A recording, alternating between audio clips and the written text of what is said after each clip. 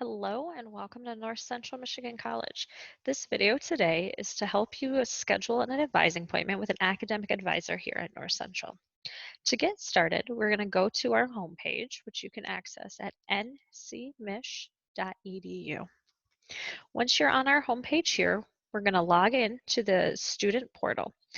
Click on the button up here above.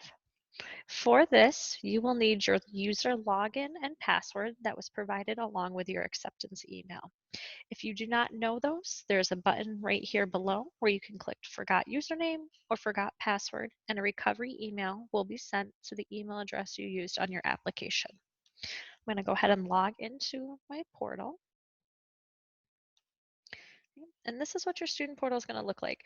There's a lot of different resources and tools that you'll use as a student for North Central. And so you can go ahead and play around with these and get to know a couple different features. Today, what we're going to focus on is scheduling and advising appointments. So you can see this blue button right here. We're going to click that. And this screen should populate here for you. This is how you can schedule an appointment with any of the academic advisors so you can get registered for classes, talk about changing your schedule, or any other features of your academic career at North Central or beyond. Right now, all of our academic advisors are scheduling appointments on the phone, so this button's going to already be selected for you. You can take a look at the calendar here.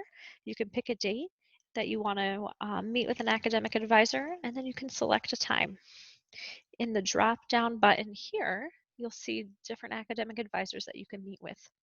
You are able to meet with any of our academic advisors at any time. If you are a veteran or someone who's going to be using veterans benefits, we highly recommend you meet and speak with Melissa Colby so she can help make sure you have all that paperwork that you need necessary to use those benefits. So go ahead and select a date, select a time that works for you, and then you can pick any of the academic advisors.